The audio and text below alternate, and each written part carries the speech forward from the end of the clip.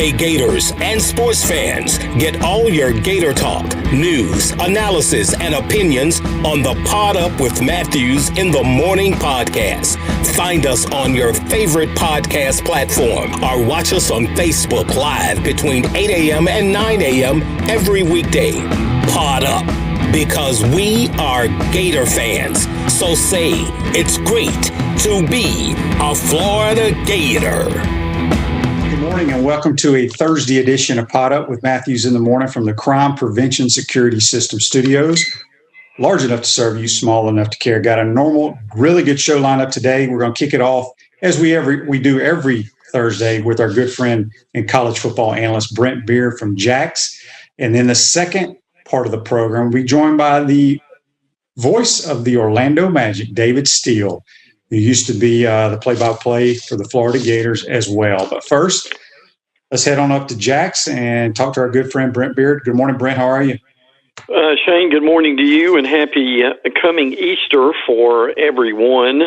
Be a little cooler this weekend, so we'll look forward to that. But we're also looking forward to the Final Four this weekend, and obviously plenty of college football spring practice that is going on too. Yep. Before we get into college football, Brent, let's talk a little college hoops. No SEC teams make the Final Four. I believe this is the first time in the history of the Final Four. Nobody east of the Mississippi will be playing. Just your thoughts on the four teams that made it. Really, listen, the whole tournament has been tremendous, frankly. I mean, we've had more upsets than we have ever had. That is strictly amazing, to say the least, too. But UCLA has been the story.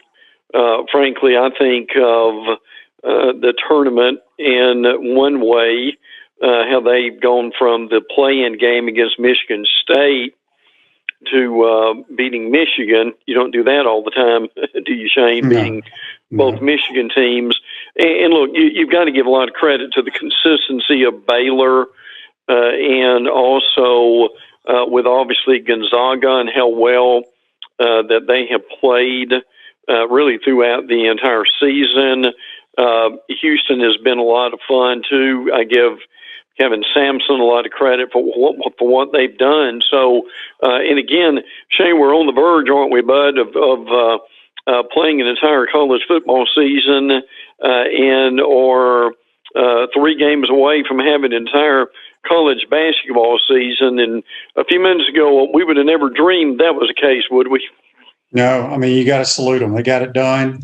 Thank goodness. I don't know what I don't know what our country would have done if we didn't have sports during all of this. Let's talk Gator hoops before we get into football. Obviously, a bunch of guys are transferring out, and I can't tell you the tweets that I get, the messages, text messages, our show for the last 4 or 5 days. Brent, I have a different thoughts about it. I know everybody's been wanting to fire Mike White. I'm not one of those guys. I thought the team overachieved this year. I personally only think they only have one legitimate starter. That's Trey Mann. I think the other guys are more like, backups coming off the bench. Right. So, and I did research for all our loyal listeners about some of the teams that have played they're pretty much in the Final Four. Baylor has 3 starters that were transfers. Arkansas plays 8 guys that played elsewhere. Alabama has transfers on their roster. We saw UCLA has the Juzane kid who transferred from Kentucky. That's right. How you build your program now in college basketball. I wouldn't recruit anybody out of high school unless they really want to come play for me and they're really good, because you don't know if they're going to stay around for 3 or 4 years to build a program, so to speak. I think this is the way we're going in college basketball. Kids are going to be playing all over the place every year. It's the new method of building a team, and if you're in the transfer portal right now as a college basketball player, that really is what you're hoping to do, because you've got a lot of people who are looking at you at that point. I think for Mike White, that obviously, I mean, things could always change, but I think he'll be given another year because of the COVID situation and obviously the difficulty that they've had with their roster and having overcome just frankly dramatic injury situations as we've talked about before.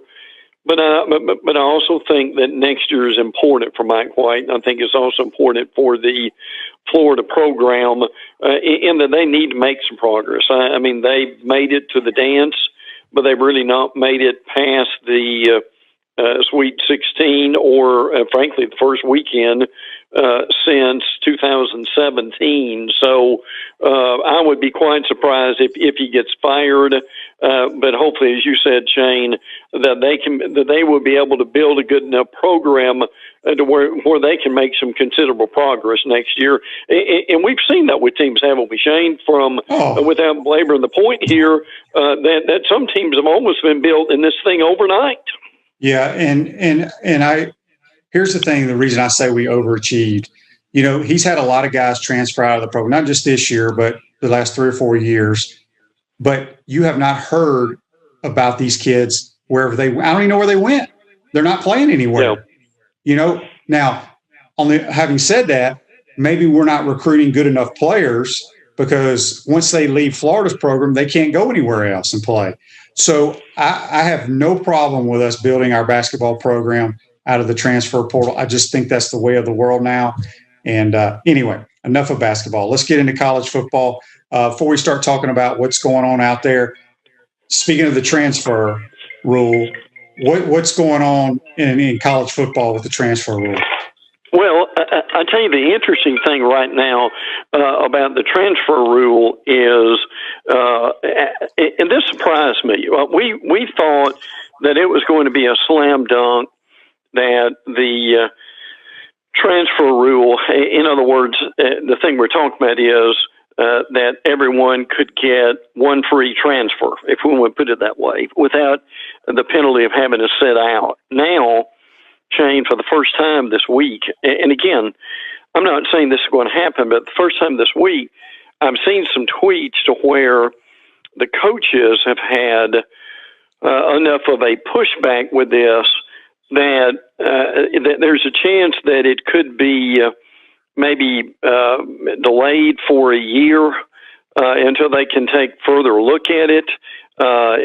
So what I thought was really going to be a slam dunk with that rule passing in April, that might not happen. And again, it might, but this is the first time where we've heard this week that there was a situation where it might not happen. Yeah, it's going to be interesting. I mean, it's just the whole transfer thing is just fascinating to me now. I used to not really care about it, but it's changed the way college athletics are. Barry Alvarez, longtime Wisconsin coach, athletic director, is talking about retiring, right?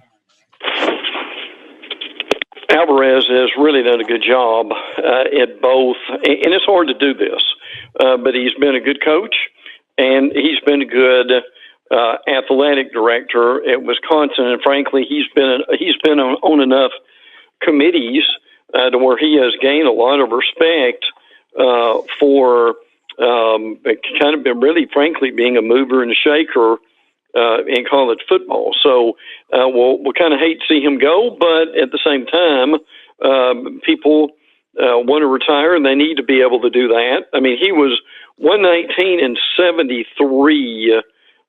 3 Big Ten titles, and again has done a good job as the Wisconsin AD. There was a little bit of talk, Shane, about Alvarez maybe even being the commissioner of the Big Ten after Jim Delaney retired.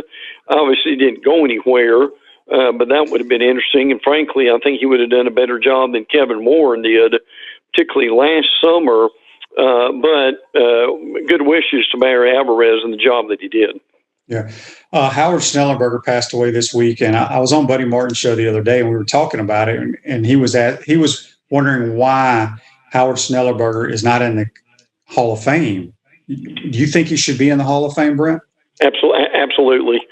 And they've made a real mistake by not having him in. The College Football Hall of Fame has a certain criteria. and their criteria is a certain number of wins. But the reality is he was 158 and 151. Now, look, that's not a great record, but I think what supersedes that, Shane, is the fact that, he basically built Florida Atlantic from scratch.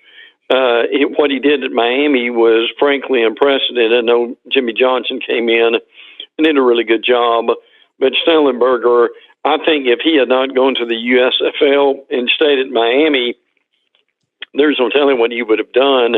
He really put Louisville on the map, too.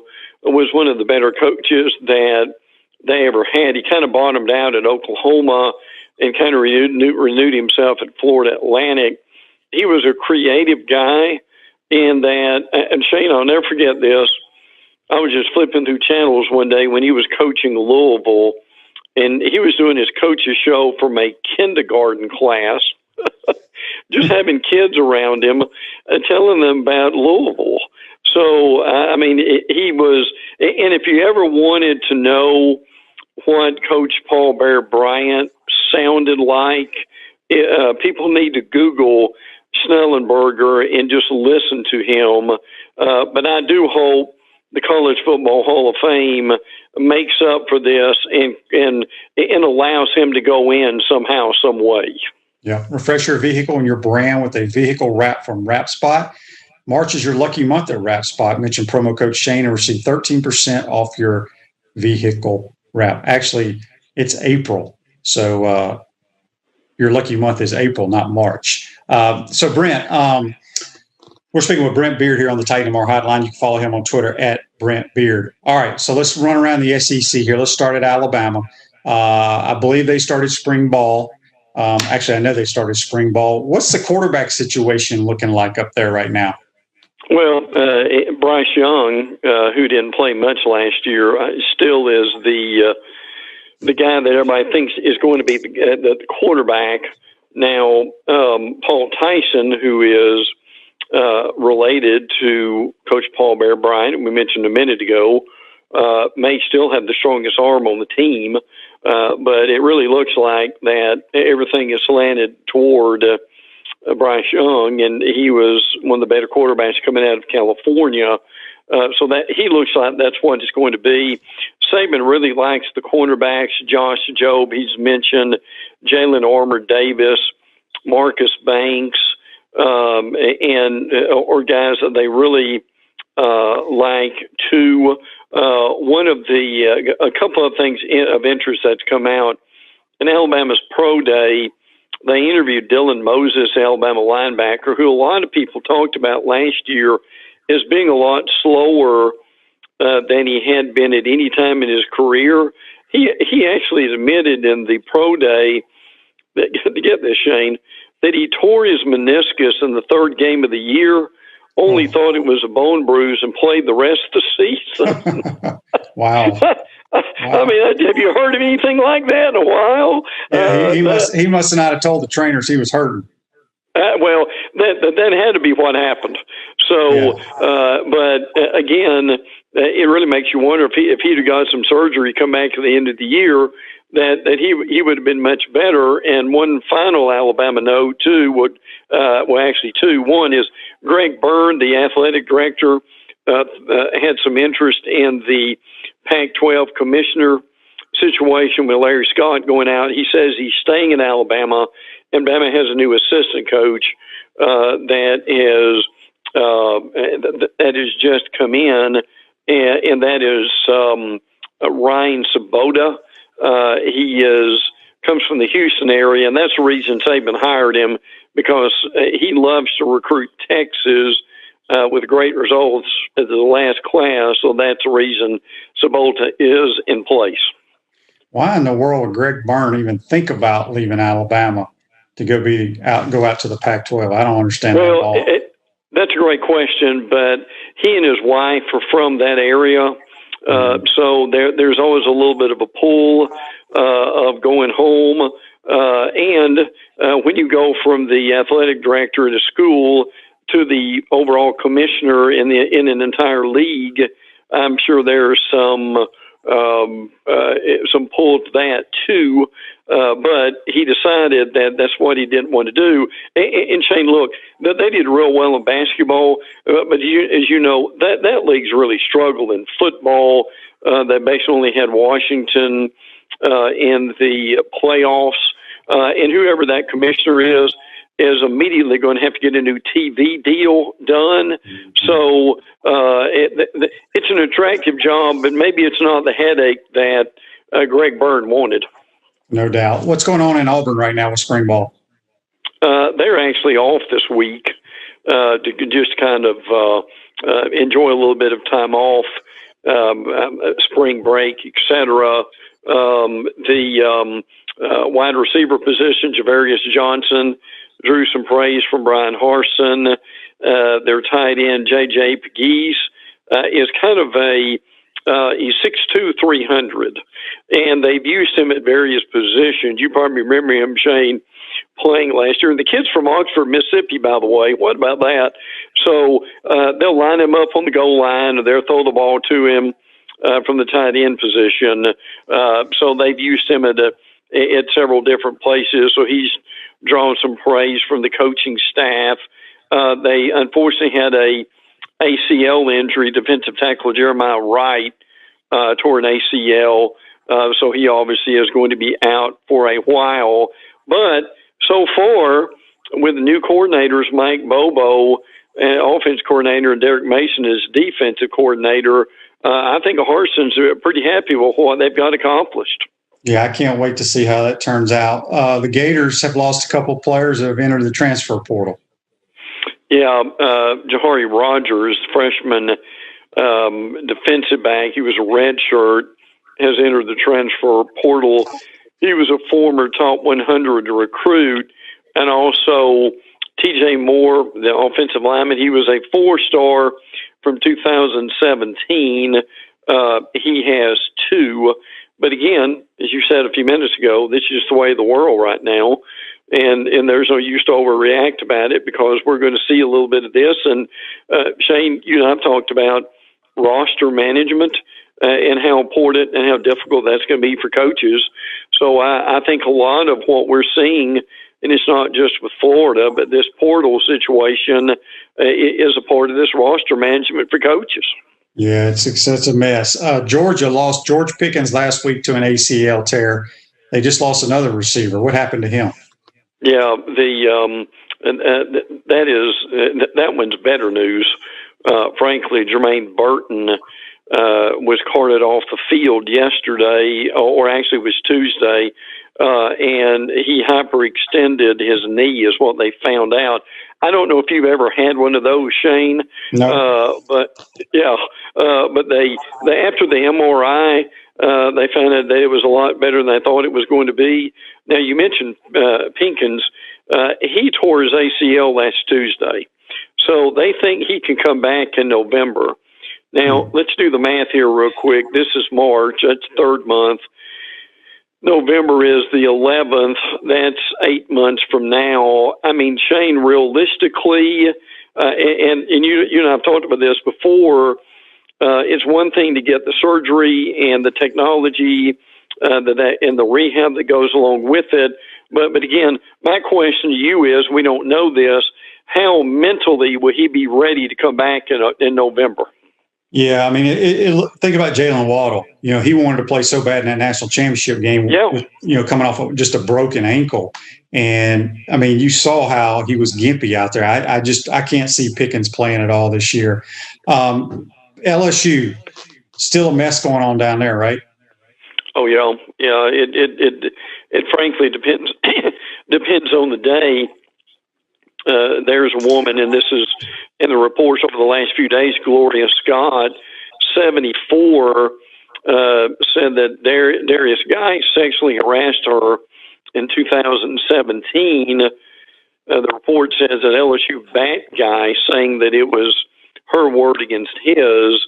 And the part that's really difficult for Ed Orgeron is that Scott testified about this, knowing that, or said that Ed Orgeron knew about the incident and lied to the investigator. So again, that's what the report said. So they're still investigating this situation on the field.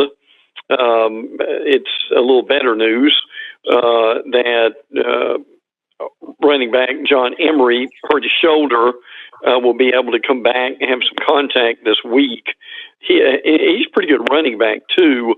But on the other hand, Tyron Davis-Price, another running back, undisclosed injury, is out for spring practice, maybe for the entirety of it. Again, they're loaded at running back, so they should be fine at that point.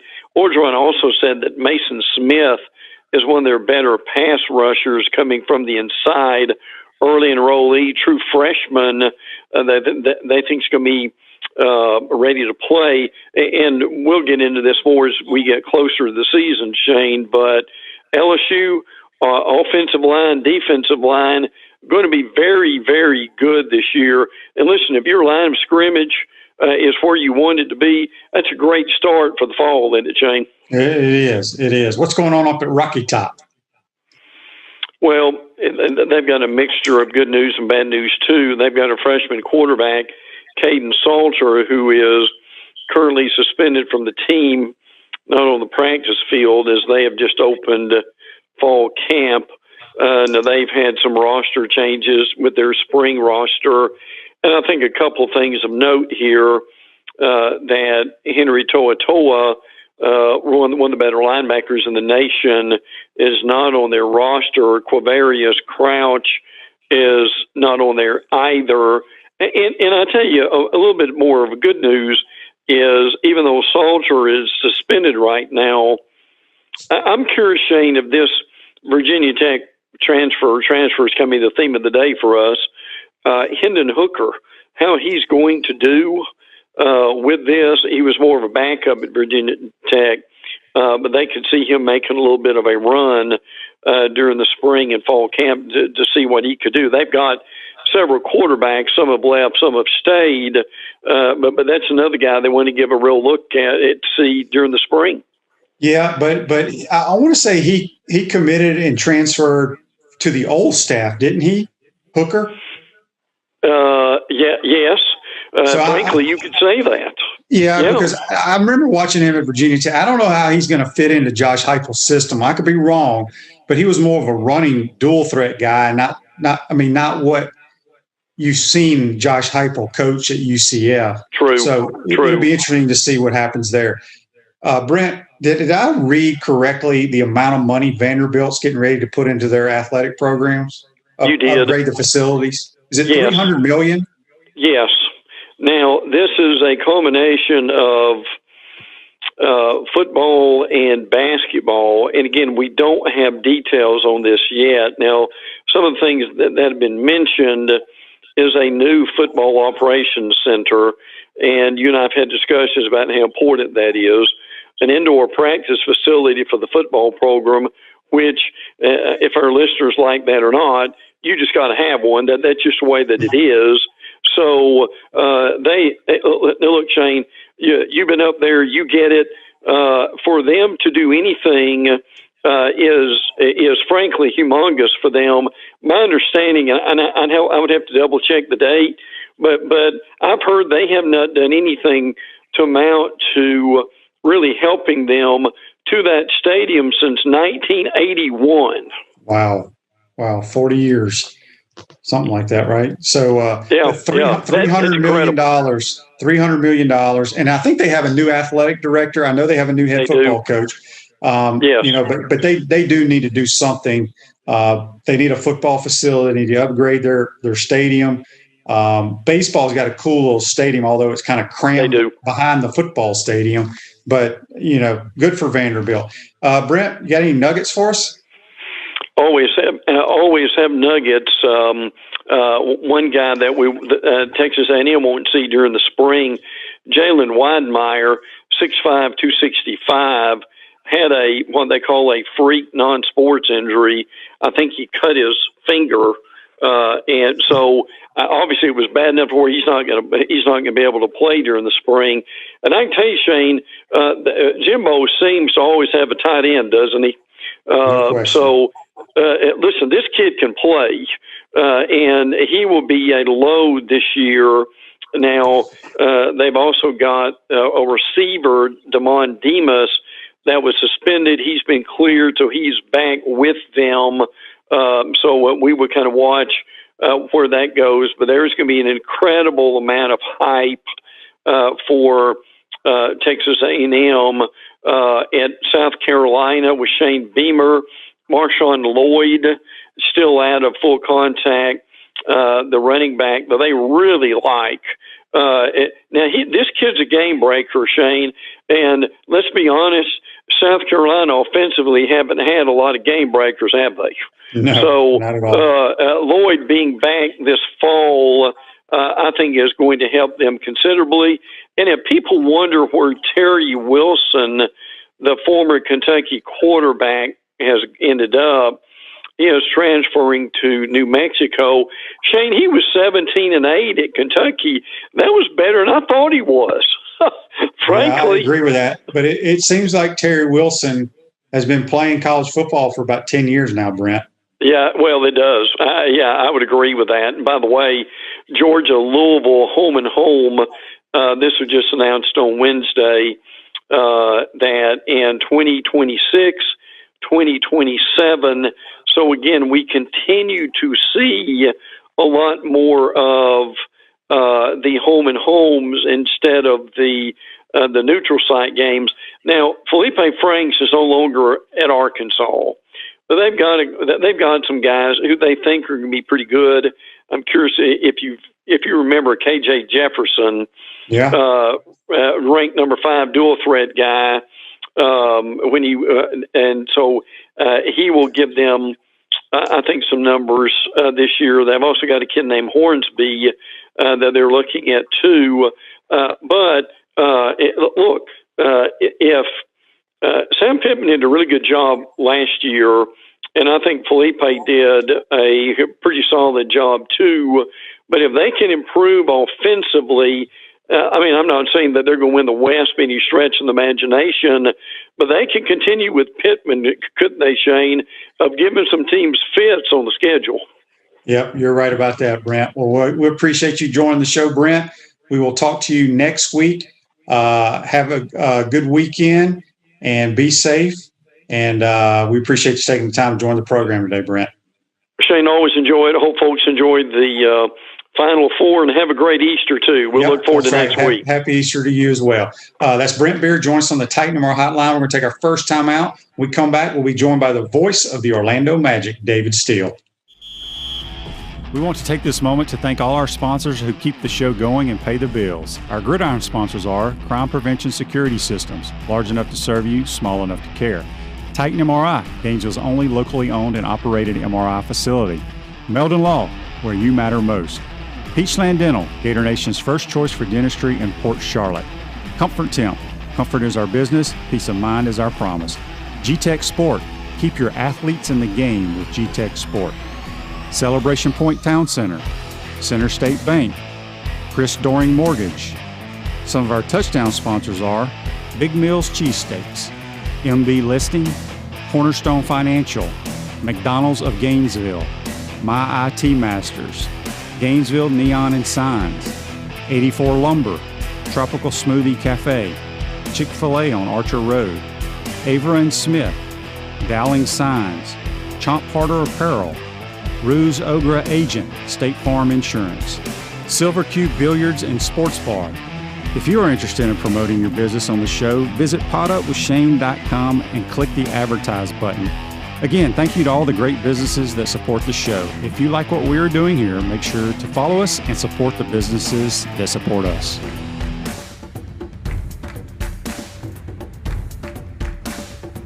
Welcome back to a Thursday edition of Pot Up with Matthews in the Morning from the Crime Prevention Security System Studios. Celebration Points, where the Gators go to celebrate. With premium brands like Dave & Buster's, Nike Sushi Hana, Uzzaline Day Spa, and coming June of 2021, the HBC's new restaurant, Spurrier's Gridiron Grill, and Visor's Rooftop Bar. We will see you at Celebration Point, where the Gators go to celebrate. We're now going to go to the Titan MR hotline, and we'll head to Orlando. We're going to be joined by the voice of the Orlando Magic, David Steele. Good morning, David. How are you? Good morning, Shane. It's good to see you and hear you this morning. How you doing? I'm doing well. Did you know the head ball coach is building a restaurant here? I've heard all about it. I can't wait to see it. I hear it's spectacular. It is. I can't even explain how nice it is. People are going to be blown away. David, when I bring people on my show, I like to go back to their younger days. I was reading, you were a youngster, you were a baseball star, or wanted to be a baseball star, but yeah. When you were young, did you ever dream about, or did you want to be a broadcaster? Not until I was in college, Shane. I really didn't.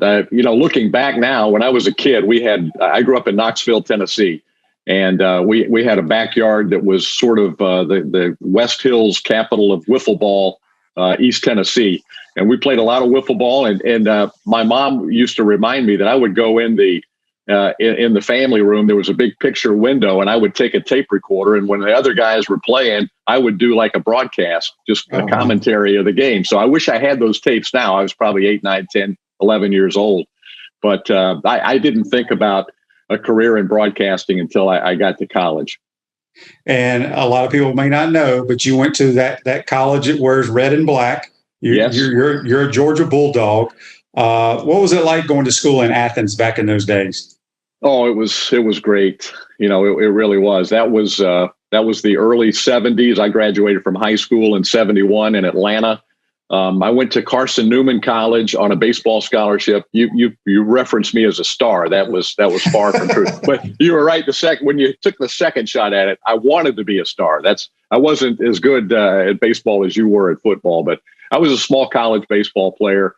And when I realized I really wanted to be a Major League Baseball player, that was my dream throughout my childhood. And when reality hit home, we all have to exit that ramp at some point. Shane, you got to the NFL, but there came a time when you had to get off the ramp. My exit was a little earlier than yours. And I realized I needed to figure out what I was going to do with my life. And I transferred to the University of Georgia, the in-state school for my family. And kind of fumbled my way into broadcasting. Went to the campus radio station and just to see if they'd let me do anything on the air. And in the 70s, they could have cared less about sports. A lot of earrings and tattoos and wild, crazy, hair, long hair, and so I was kind of on a different path than a lot of the people in journalism school and in radio at that time. So they put me on the air right away, and I had a knack for it. And that's the rest is history, as they say. Yeah, we're speaking with David Steele here on the Titan MR Hotline from the Crime Prevention Security System Studios. You can follow him on Twitter at Steele Magic. Okay, so I believe it was 1983, the University of Florida hires you to do play-by-play for football and basketball. How did that all come about? And was it strange broadcasting Gator games when you were a Georgia Bulldog? It came about. I was a sportscaster on television in Asheville, North Carolina. I was the sports director at Channel 13, an ABC affiliate in that market. And I did play-by-play for Western Carolina University on radio on the side. So I had football, basketball, Western Carolina Catamounts, and I was a TV sports director. It's a long story. I'll keep it short, Shane. I found out about the job at Florida that Otis Boggs was retiring, and I started pulling out that would be my dream job, to be a play-by-play announcer at a school like Florida. So I pulled out all the stops. I had been in Panama City previously. My first job out of college was Panama City, Florida. So I had some contacts there. I just reached out to a few people that happened to be in good, prominent places to get my name in the mix with the Gators. Richard Giannini was a key element there. Bill Carr was the athletic director, but it was really Richard that kind of plucked my tape and my application and put it near the top of the list and gave me a shot. So I owe a lot to Richard Giannini and the Gators. They hired me in 1982. I was 29. I think I'd maybe just turned 30. I had a young family, a wife. It kind of felt like the Beverly Hillbillies with the furniture stacked on top of the van as we drove south from Asheville, North Carolina to Gainesville. We made a stop, Shane, on the way down, moving in Jacksonville. My first experience with the Gators was the Jacksonville Gator Club in a ballroom, probably with 2,000 people in some enormous hotel in Jacksonville. Just blew me away. they put me up on the stage and I had to make a few comments. I was 29, knees knocking, sweating, scared to death. My wife was strolling the kids out in the hotel lobby while I was up, making a little 5-minute introductory speech. It just was mind blowing. The opportunity to work for the Gators, and still the best years, really. Those 7 seasons in Gainesville for my kids, my wife, we made such good friends there and had such a great experience. So we're lifelong Gators. As far as the Georgia part of it, it was a little odd at first, but when you work for somebody, you know this, when you're employed, when you really put yourself fully into an organization, to a belief, an idea, it wasn't difficult at all. That first Georgia game was odd because that's 1982. Herschel Walker ran roughshod over the Gators, had like 300 yards or something, 4, 5, 6 touchdowns. I believe it was 44-0 Georgia. I think I had the worst headache of my life that night because just the stress and the way that game turned out. And I kind of felt like I was in the spotlight with all the Gators and people knowing my background. But, things worked out very well. It was a wonderful 7 seasons. Who was your color guy back in those days? Fred Abbott was the first guy that I worked with on radio. Fred, an attorney in Jacksonville, great guy, really good broadcaster, former Gator football player. And so he was the first guy that I worked with in the broadcast booth for football. Basketball was Bill Koss for all of the seasons. And Bill's, still one of my great friends. I talk to Bill all the time. But, those are great people, great years. No doubt. So David, tell us kind of how it all went down. The Orlando Magic were a new franchise in the NBA. Did you prefer calling basketball over football, or just tell us how the Magic job came about? Not really. I was not looking for a job. I mean, if the Magic had not gotten in touch with me, I firmly believe I would still be in Gainesville. This would be my 40th season, something like that. I do. They reached out to me in the summer of, I guess it was 88. The first year was 89 for the Magic, 89-90. The summer of 88, I had kind of been following the NBA coming to Orlando. It was an interesting story in the state. But their director, they had about 4 employees, Pat Williams heading it up. And their director of broadcasting called me just out of the blue and said, would you be interested in at least talking with us about it? And, I said, sure, I'll talk with you about it. But the more I looked into it, the more I talked with people, around the broadcasting profession, it was a really tough decision, but it felt like it would be at my age, at my stage of the career, if I was going to try and do something a little loftier, then it might be a good idea to do that. It might open some other doors, et cetera. So, I was still pretty young and ambitious, and even though we loved the Gators, it was a temptation, but it felt like the right situation for a number of factors. Ownership of the ball club, that was a big key. Pat Williams had a lot to do with it. His character, I felt like, if I was going to make the move, it was going to have to be with really good people that I felt comfortable being a part of, because the Gators, we're my family. They were our family for those seasons. But it was a tough decision, Shane. I can't tell you that it was not. It was a very hard call, but it's worked out well. It's worked out well for the Gators and Mick Hubert too. He's had a great run. He really has. And if people may not know that once you were working for the Magic, you still did Gator games with Nat Moore and I think Jim Yarborough on, what was it, Sports Channel, Florida, or Sunshine Network? It was like Breakfast with the Gators, right? The rerun? Yes. So I had, after leaving in 89, had a great run for like 25 more years until the SEC network came in. We did Breakfast with the Gators. And I did all of your games, or most of them, in the early 90s. Larry Vittel, when I was not available, Larry and I split the season because when the Magic started, I had to go back into basketball. But we were in Gainesville every weekend, still, feeling a very much part of the program, which was a wonderful transition, going from the Gators to the NBA. So, so you add those years, that's another 20. So, my association broadcasting the games is closer to 30 plus years than just the 7 on radio. When you look back calling Gator games, whether it's basketball or football, is there one game or one memory that stands out the most in your mind? Oh, with the Gators? Yes. With anything. Yeah, the Gators, a lot of great memories. The game at Kentucky, SEC championship, big defensive play at the end of the game to seal a 25-17 victory, flying back into Gainesville with a crowd of people down in the stadium. Down below, the pilots circled over Ben Hill Griffin Stadium, and there were probably 30 or 40,000 people waiting for the team to come back. I tell you, another great memory after I left was they asked me to host the national championship celebration after the first championship. And that was great in the football stadium with, all the team and up on the stage with the fans. That's a great memory as well. Kerwin Bell to Ricky Nattiel, huge touchdown, I think 94 yards against Georgia in Jacksonville.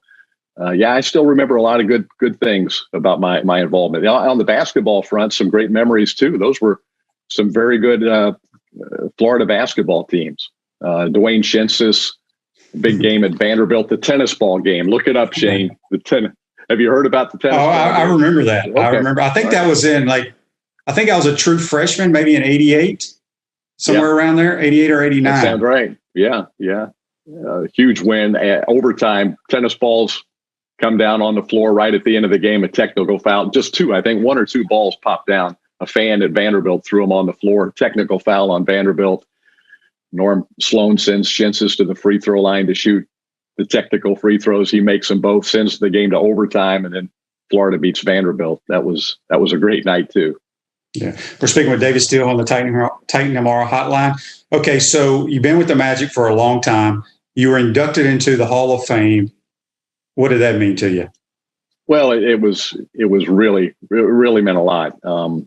Because I pour my life into the situation. And so, whether it's the Gators or the Magic, and, I have great feelings about both organizations. To be honored like that really meant a lot because, that was after Shaq, Penny, Tracy McGrady. So, it's a pretty short list, and to be right there with those guys and the owner of the franchise that started things, Jimmy Hewitt as well, the co-founder of the organization, to be up there with those people, it means a lot. And I'll always be grateful. All right, so let's talk about the Magic currently. They just had an overhaul. I mean, just getting rid of all types of players, and it's a rebuilding process. Obviously, I think I don't even know what kind of draft picks they get or what have you. But were you surprised that they made that move, all those moves? I got wind that some moves were coming, but it went a little farther than I expected.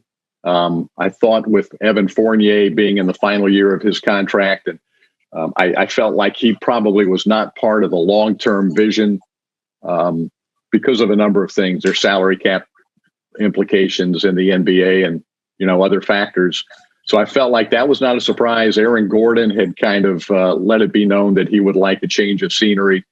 His contract situation was favorable for a trade, and the team has sort of a roster redundancy at his position. So I felt like that would happen. The Vucevic trade did surprise me because, he's been there 9 years, and I felt like he had peaked as a player at age 30, was really kind of a cornerstone of what could have been good things moving forward. But, the front office, the people that study that's their job. They analyze all the data and they take a look at all the factors. And, you just have to believe that they know what they're doing. They brought in some good young assets for Vucevic. And, the theory behind it is, Shane, is that you get in the NBA, you get into the middle ground of the league. You get into you're a playoff team, you're good, but you have no room to grow and no room to become a championship caliber team. And the goal is to win a championship. It's not just to make the playoffs year after year after year and get knocked out in the first round. So they felt like they needed to go in this direction. And, hopefully there's some championship caliber players that are in development. Jonathan Isaac, Markelle Fultz, maybe a draft pick this year, which the draft looks really strong this season. So you're talking about a process now, and probably could have stayed relevant in the middle of the pack in the NBA for another, 4 or 5 years if you'd kept those other guys. But the goal is to win a championship. So that's the direction the franchise has gone. What are your thoughts about in the NBA with these, quote, I think they call them super teams, where all the top players in the NBA go to one team? Do you like that? I don't like it because, my team is not one of the teams that's getting those players. But I understand the fans like it. Those are the teams that they're on television all the time. People, it's kind of like in baseball. Everybody loves to hate the New York Yankees because they go out and spend the most money and bring in the great players, and they're the team everybody loves to hate. And so there's some drama there. There's some conflict there, and there's a lot of interest in watching those types of teams play. It's the same thing with the NBA. You have 3 or 4 teams that have a lot of star talent. They have their fan base. People love them. And then, you have the group that if they don't love them, they probably hate them. And so it makes for good entertainment. So for the league, I think it's good. But for teams like Orlando, it's very tough to build a championship contender. Really tough. Yeah, I agree. I want to ask you this question. What is the biggest difference, especially when you first went to the Magic and started calling NBA games compared to the college game? Obviously the athleticism, the players, they're all the best in the world. But was it I don't want to say a shock to you, but was the game moving a lot faster for you when you first got in the NBA? Yes, absolutely. And then going back, and I went back and did a lot of college games for Jefferson Pilot, college basketball games. And, it just really struck me after doing 7, 8, 9, 10 years of NBA play-by-play, when I went back in about 2000, 2001 and did maybe 5 or 6 Jefferson Pilot games a year. Again, the stark difference in, the flow of the game, the pace, the strength, the athleticism, the speed. I'm sure it's the same, Shane, in the NFL. You make that jump from high school to college, it's a different level. And then you go from college to pro, and you're talking about, 400 of the greatest athletes in the world in the NBA. Because to be an NBA player, obviously you have to be incredibly skilled athletically to make that happen, to get to that level. Even the 400th best NBA player is an elite athlete. So yeah, it was I wouldn't say it was a shock, but it was an adjustment. It didn't take too long to adapt, but your brain has to work a little quicker. That's for sure. Yeah. We were talking before the show, broadcasting games now during COVID. Let everybody know, I believe you said y'all, I guess it's just away games. You are not traveling with the team. How difficult is it to call a game and not be in the arena? Yeah, it's not optimal. That's probably the nicest thing I can say about it. I don't like it. I do not like it. But we're sitting in the Amway Center, like on Tuesday night, the Clipper game. Big win, big comeback win. Really an exciting finish. Me and Jeff Turner and the producer, the camera guy, a utility guy are in the Amway Center with a sheet of Orlando Solar Bears ice on the floor down below us. It's probably 55 degrees in there. We're screaming about the great come from behind win in an empty 19,000 seat arena at 1 o'clock in the morning. It's just bizarre. And it's you do get into it when you have the headphones on. You're a broadcaster now, and you understand you can kind of lose yourself in the game, but it's not like being there. It's not even close, and you miss out on so many things you can't see. I took for granted how many things I look at over the course of a game just to pick up eye contact, referees, coaches, players. The ability to talk to people before the game, to gather intel, and amplify your broadcast. So yeah, it's I don't like it, but that's where we are. It's a small price to pay for what we're all going through.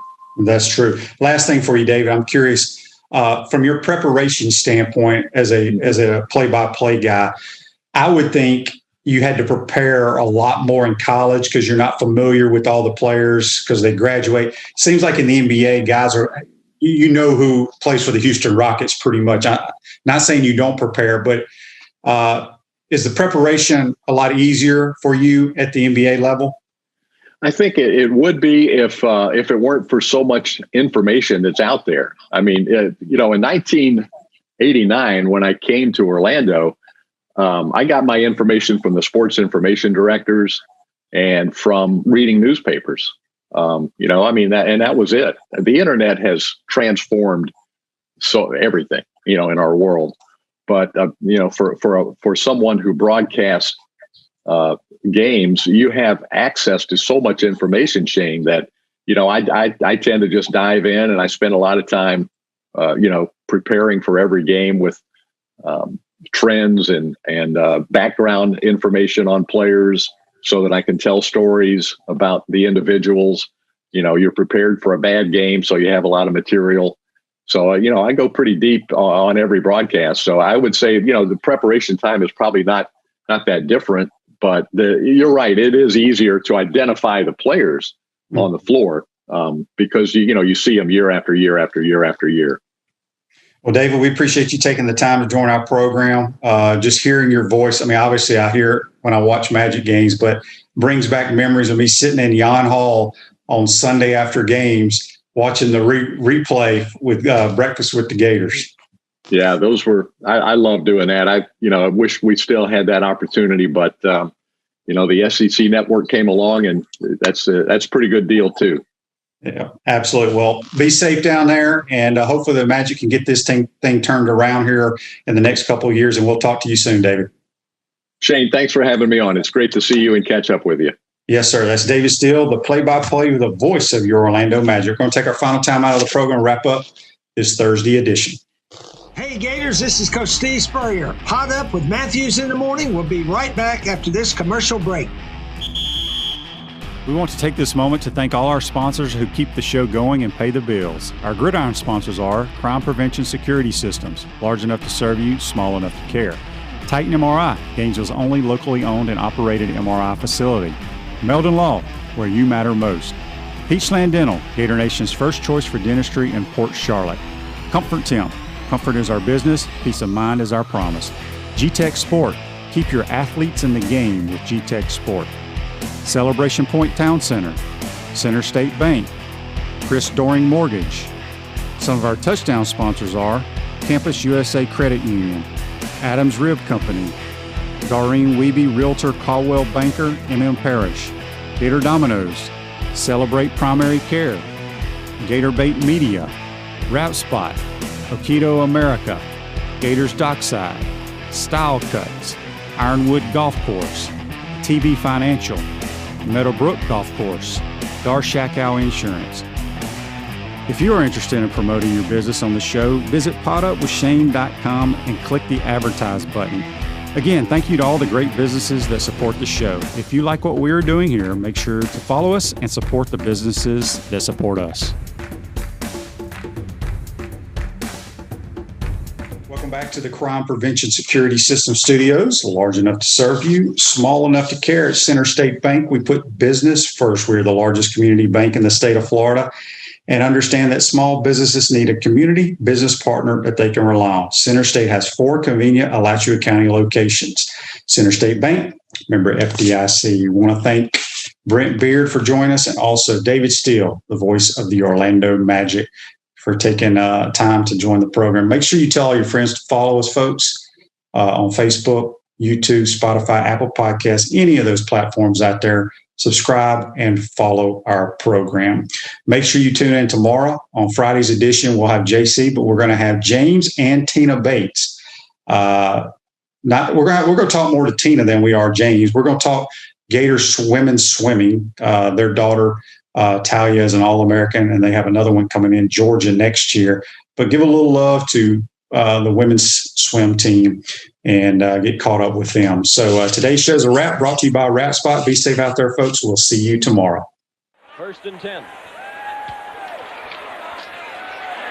Matthews, near side, wide open, Alonzo Sullivan.